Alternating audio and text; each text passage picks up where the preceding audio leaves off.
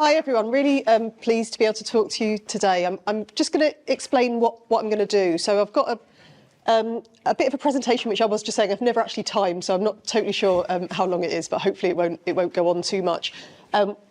Basically, I'm going to talk about some work that I've been doing with the PSS Parent and Baby co-production group. Just kind of talk through what we've been doing really and give you some examples of some of the creative activities that I've been doing with that group. And hopefully that will kind of lead us on to a bit of discussion. I'm going to have some time to answer any questions if you've got any. And then I've got a bit of an idea for a discussion exercise, but I'm also kind of open to just seeing what direction things end up going in and where the discussion takes us. Before I start the presentation, I thought, I know you've just sort of done brief introductions on your tables, but I thought I'd just give you a chance to kind of get your heads around this idea of co-production. So if you haven't already sort of introduced yourselves, do so. I think everyone did, and you know your job role. And just what this word co-production means to you, if it's something that you've worked with before, that you incorporate into your work, how confident you feel about incorporating it into your work. And equally, if you just go, I've got absolutely no idea what that word means, that's like totally fine as well. So, you know, just don't feel like you need to make something up, just to be honest. I'm not going to ask you to feed this back or anything. It's just to kind of start getting you thinking about that. So just in your tables, just a quick brief, what does co-production mean to you, really, before we get started? So you might have like really different ideas about what co-production is, and also as you'll sort of see as I go through this presentation, I'm not even sure if what we've been doing is co-production anyway. So it's something we can kind of debate about a little bit, but hopefully it'll be interesting anyway. Whatever it is we're doing will be interesting for you to know about. I've given my name and contact details there. As you might be able to tell, I'm going on maternity leave soon, so I won't sort of necessarily be the person who continues with this project. But if you are interested, I've got a handout that I'm going to give out later, which has got my details on as well. If you're interested in keeping in touch, you've got any questions or anything like that, you know, you can send me an email and it'll be picked up even if I'm not there. Someone will be picking up those details. And I've got some colleagues that I've been working with who've been working on this project as well. So the project's not disappearing with my maternity leave. But I'll just tell you a bit about what this project has been. So we've been working with this co-production group at PSS. It's a group of parents who are or have been involved in the parent and baby service and who are interested in working with other parents to use creativity to share their views, build confidence and shape services. So there's been 3 of us from Collective Encounters, which is this theatre organisation that I work with. We've been working with the group since July 2023. We kind of run monthly sessions and parents can attend with or without their children. The sessions are for the parents really, but we kind of create a space where the kids can also be there. We do sort of creative play with the children. The early sessions really were much more focused on just kind of playing with the kids and getting the parents and the families used to just being in that environment and sharing a little bit. Now they've become a bit more confident about letting the kids go and play on their own and kind of talking to us more directly. So we've kind of just felt that as we've gone. The sessions are organised and supported by a member of PSS staff, and we also have some other frontline staff attending when possible. That's become a little bit less possible now because we've started running the sessions on a Saturday afternoon, which was in response to what parents told us they wanted, which is interesting, and we've been able to make that possible, but it's made it more difficult for actual staff from PSS to be there. We meet at a church hall in the city centre, St Michael in the City. We were initially meeting at the Walker Art Gallery, which was nice in a way because it was quite central. There's a nice sort of play area for the kids, and they gave us the space for free, which was lovely. But it also just wasn't really fit for purpose as a kind of meeting space. So yeah, we're experimenting with different spaces. This is working for us at the moment.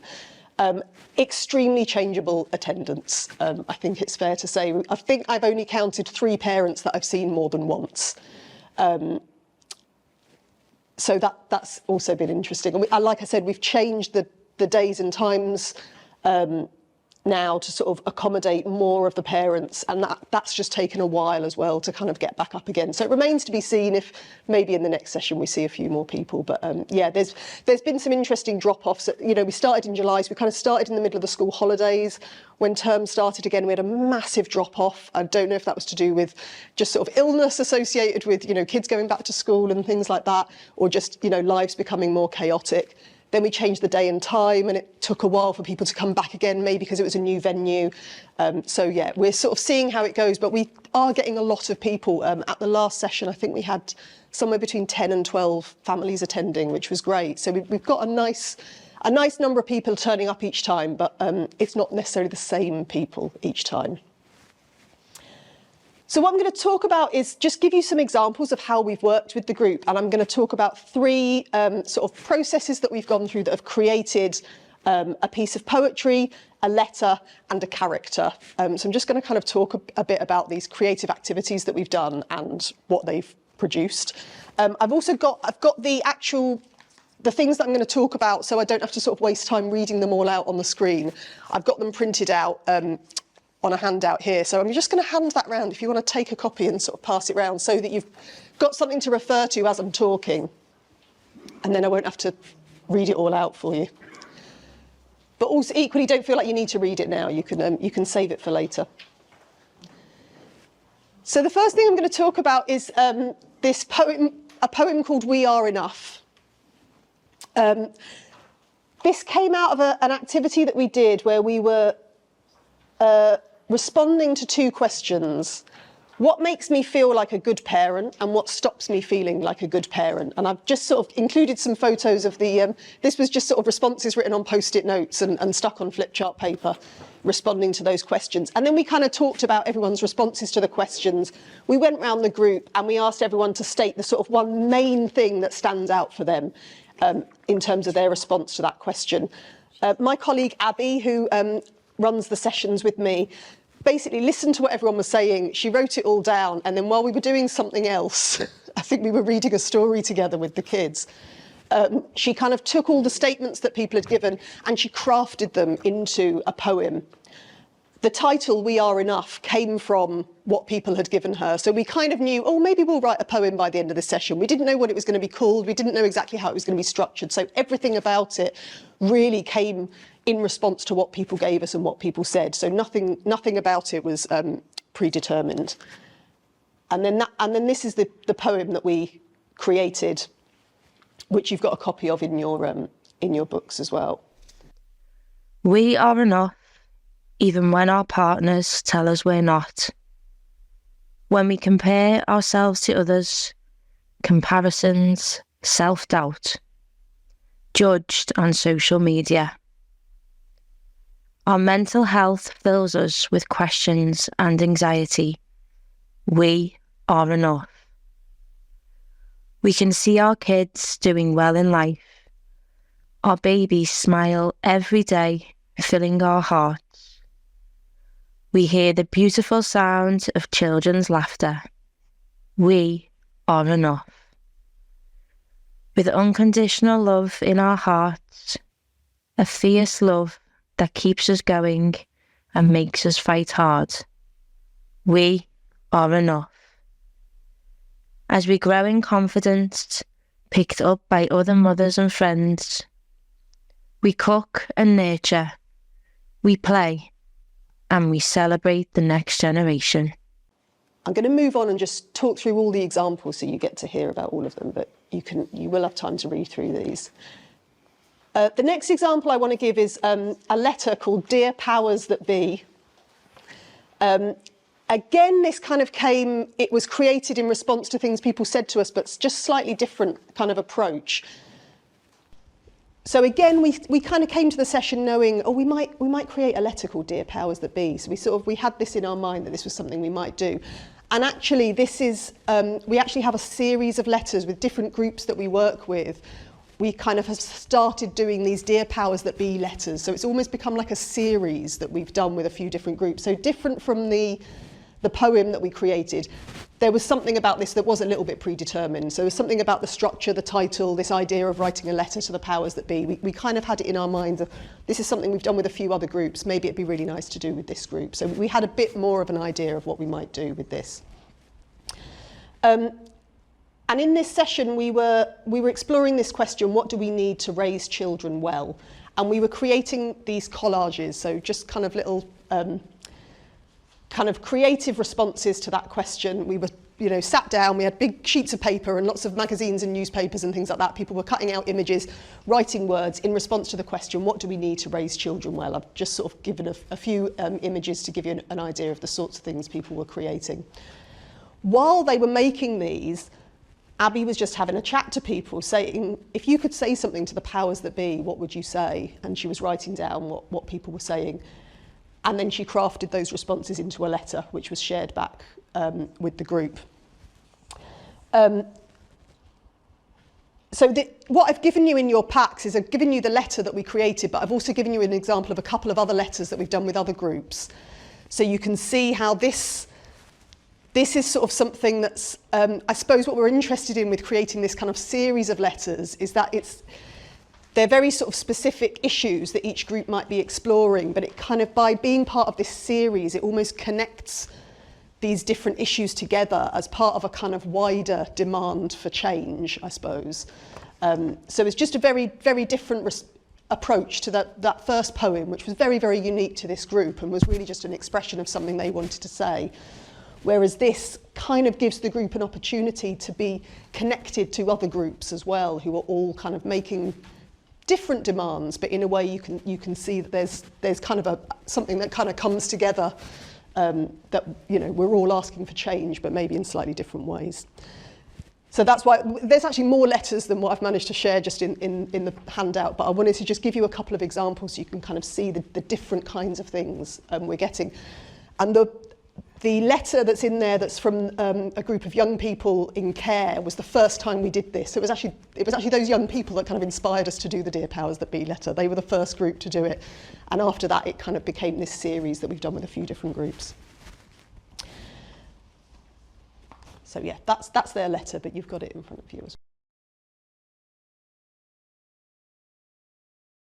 well. Then the last example I wanted to give you was this exercise that we do quite a lot where we create a character as a group. And this is a kind of an opportunity for a group to create a character, to create a story, so they don't have to just talk about their own story all the time. So we kind of talk about it as a composite character. So it's almost like a character that kind of brings together lots of different things that the different people in the group are experiencing, and it means people can use their experience and use what they know without having to talk about things very, very personally. And it also means we can kind of come together as a group to identify some of those feelings that we share and the things that we want to ask for together. We started this off as the idea, we knew it was going to be a parent who was experiencing guilt, because guilt was a kind of topic that had come up in conversation with the group. So we kind of knew that was going to be the starting point. We actually, when we were planning this session, we originally thought that we would do two characters. We thought we would do the parent experiencing guilt, and we would have a bit of a discussion about that. And then we would do a second character, which was going to be like the sort of ideal professional. But we ended up going in a different direction just because of where the conversation went. So just to explain a bit about how the activity works, we sit in a circle. So you've just got a little bit of a photo of one of our sessions here. You can see the kids all sort of playing at one end of the room, and then we're sat in a circle. So we sat in a circle, and the facilitator, which was me in this case, kind of goes round each person and asks each person a question in turn, which helps to build up a picture of who the character is. So my first question was, so is this character a mum or a dad? And we ended up with a dad. Okay, next person gets asked, what's his name? Next person gets asked, how old is he? And we carry on. We just keep sort of asking questions as we kind of build up this question, build up this picture of this character. And then we start getting into kind of more deep questions, like what does he want more than anything in the world? What's getting in the way of him achieving that? What is it that's making him feel guilty? Some of the questions we kind of have an idea before we start of what we might ask, and then some things just respond to what they say. So I think we ended up with, he had like 4 kids. So and then at one point, Abby was like, right, we need to know more about who these kids are. How old are they? What are their names? You know, and we found out lots more about the kids in Steve's life and all this kind of thing. So I've given this is in your handout as well, just the sort of details about Steve, which was our character that we came up with. There's a bit more detail is in the packs. So what was really interesting about, I mean, it was interesting that we ended up with a dad, even though mostly we have mums in the group, but there were a couple of dads there as well, which was really interesting. But what really came out of this character was we realised the big problem for him was asking for help, that this character didn't know how to ask for help. So we were saying, like, what, you know, what's out there in the community for him? And people were going, well, it doesn't matter because he won't go. He won't ask for that help. He won't go and make use of that support. So that was sort of the point we got to where we were like, there's no point in us doing this other character exercise about the ideal professional. This is more interesting, this question of what's going to make him actually go and get the support that maybe is there for him, but he's not accessing. So we ended up kind of following that thread and going down that road and saying, so we asked people, first of all, this is something we always do with this exercise at the end, is we say, what would you personally say to this character? What advice would you give to Steve if you could? So we get some really nice responses to that are in your packs. And then we sort of got into a discussion activity where we said, well, what is needed in the community to help this person? And what would make him actually take up that help? So that sort of got us into a conversation. And then you can see these are kind of the responses that we got, which again is quite interesting that you can see we kind of start off getting very specific responses to that question of what's needed. We need services staffed by dads. Everyone loves PSS, says he needs to go to PSS, and this is what's great about PSS.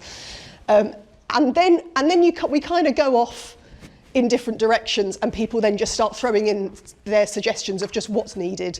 This is what we need. This is what parents need in the community. And we've kind of gone off the original story, but actually we're suddenly getting really interesting responses that we've kind of never got from this group before. So we kind of just allow them to go in that direction, even though we've sort of forgotten about Steve a little bit, but that's okay because we're getting really interesting responses. So we kind of just allow it to go into this different direction, and you can see we've got some really, really interesting responses. This was the last session we did with the group, so we're kind of still processing what we've got here and what we might do with it next, whether we want to delve into some of these different ideas in a little bit more detail. And again, it'll be interesting to see who turns up to the next session, because our next session's not coming until January. Are we going to get the same people? If we have different people, might they have answered this in different ways as well? So are all of these issues still going to be live and interesting and relevant to the people that we get in January? I don't know. So sort of got all of these questions flying around as well. So I thought I'd just summarise a little bit some of the kind of key principles, I suppose, that I wanted to identify in what we've been doing. A really key thing has been this idea of using a calling question as a stimulus for activity and discussion. So every session we've kind of gone in knowing what question we want to ask, and that kind of sets, and we always tell the group what that is at the beginning of the session. And the question always comes from the previous session. So I think the first ever session we kind of just went in with this question of what is co-production, which we never really got to that question. We sort of just got to know each other. But then from the discussions we had, that was how we knew what question we wanted to explore next time, and that was why we ended up looking at the question of what makes me feel like a good parent, what stops me feeling like a good parent, because it just really connected with the things we were hearing from people. We were like, no one wants to talk about what co-production is, they want to talk about that. So that was how we knew what to do with the next session, and that's just been the same thing each time. We've just reflected on what was the discussion last time, where do we feel like this needs to go next. It's obvious, but we've just allowed things to go in totally unexpected directions. So we go in with a plan, but we let it go off in a different direction. Like I showed you with Steve's story, we started off getting some really interesting responses, and then it just went somewhere else, and that was okay. Just checking that I'm not saying. Yes, I think there's just something about we're listening to what is actually being said, obviously, not just what we want to hear. So we're sort of allowing, even though we might go in with a bit of an agenda of, we really want to find out about this, actually, if the parents really want to talk about something else, will we let that happen? Excuse me. We're using creativity to build confidence as well. So to build confidence in using your voice. And I think that's been quite a big thing as well, that we knew we couldn't go straight in and just start asking people to share their opinions. People needed time to start feeling more confident with it. And it is very noticeable. I think I mentioned there's sort of only 3 people that I've seen have been to more than one session. It's very noticeable how much more confident they are about sharing their opinions than most people in the group. So it does take time, obviously, to build that up. So we wouldn't expect people in their first session to be able to share as much as they will when they've been 2 or 3 times. Also finding that doing things like collaging, drawing, making, it can just kind of put people in quite a relaxed situation where they find it easier to share their opinions. There's less pressure when they're not being sort of directly asked about that. So that was something we really noticed when we were doing the collaging exercise, and suddenly people just found it easier to talk about, oh yeah, this is what I want to say to the powers that be, which they might not have felt so comfortable doing if we were just sat around a table going, tell me now, what do you want to say? So things like that have been really useful. Using things like creative statements, fictional stories and characters can express these experiences that are felt across the group without people needing to share personal stories. Also using stories in a way that can help to kind of identify these barriers that are there, and then make suggestions of what is needed to overcome those barriers, or to identify the support and the services that are needed. So that can be a really useful way. And this use of kind of group poems, manifestos, letters that express something that is sort of felt across a group, different experiences, feelings, demands, values. And then the final thing that I wanted to explain a little bit, I'm sort of calling this notion of the unknown third voice. This is sort of something we often talk about in collaborative creative practice, is the way something kind of emerges from the group that is, you might say it's like more than the sum of its parts, I suppose. I've heard it referred to as a kind of third voice or a third person. I think that specifically refers to where you've got 2 people collaborating, and what ends up being created is sort of something that seems to belong to this kind of third person who isn't a real person. So it's this sort of allowing something to emerge from the group, from the collaborative process, that couldn't really be attributed to any one person. I think this is a really, really key thing about how we work. And I think the group character game is a really good example of that, of how we're working in a really open and responsive way. So as a group, no one knows what's going to come next. Everyone has to respond to each other. So when the character starts, everyone might have an idea of a character in their head, but then as soon as someone goes, it's a dad, his name's Steve, you've got to go, oh, never mind what I had in my head, it's something else. And everyone has to kind of just respond to what's been said last. So you're really having to kind of let go of your preconceptions and let go of the story you want to tell, and allow this story to kind of come from the group. And it's that's us as facilitators, but also for the participants to kind of let go of the particular story that they might want to tell, and kind of allow something to be created as a group. And I think that really is co-production for me. We're kind of sharing responsibility for what we're created. We're trusting each other to create something that is more than any of us as individuals. And I think a really key part of this for me is that this is why we do co-production in a way, because I think you're kind of working with other people because they've got knowledge that you don't have, they've got experiences that you don't have. And then creating something together hopefully produces something beyond what anyone could have produced on their own. So when it really works, that's what's exciting about co-production, is that you can produce something that just never could have been produced if it was just one person thinking of something on their own.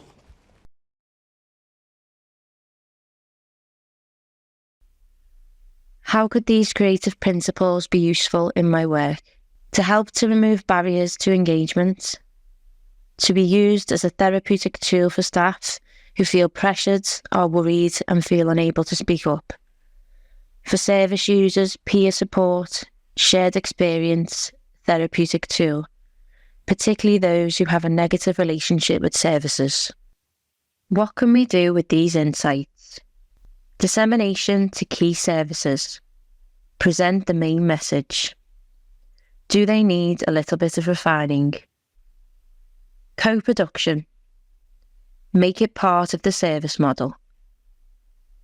How does co-production fit with commissioning? i.e., if service models are specified in a way that doesn't meet the needs of all service users. Standardisation of services needs to be balanced with personalised approaches. How can we get more of this? Refine poetry into a finished product. Share with service users, e.g. PSS and children's centres, using the findings. Commissioners and providers. Funding and resources. Raise awareness of the value of this type of work to help it get funding. Working in a quantified world. Evaluate it to be able to list the benefits for participants, for service improvement, for capacity development, generating other actionable information relevant to the wider system. Participation. Find out where people are already meeting. Could the creative session be taken to them? Outreach. Social prescribing links to reach people who are shy.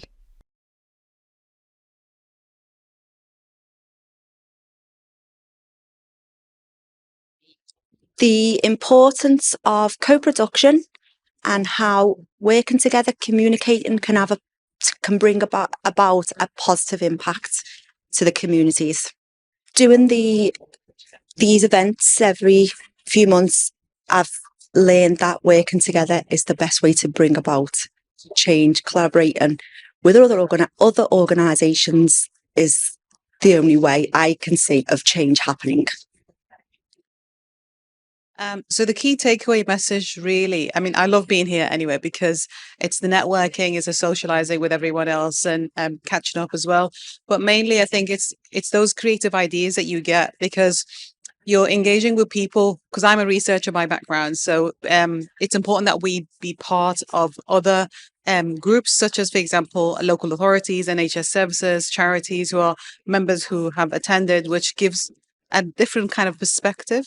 So you kind of take a different kind of perspective away with you to kind of do things differently. So, for example, with the co-production kind of creative kind of approach, which is the storytelling, I found that really fascinating, especially when you're working with seldom heard communities. We often go in with like the regular methodologies of interviewing or focus groups, but really if these vulnerable communities want to really empower their voices by empowering their voices of, telling a story or speaking in third person and sharing those experiences. And I found that really important for me to kind of take away with me. So yeah, and definitely the collaboration with colleagues has been brilliant.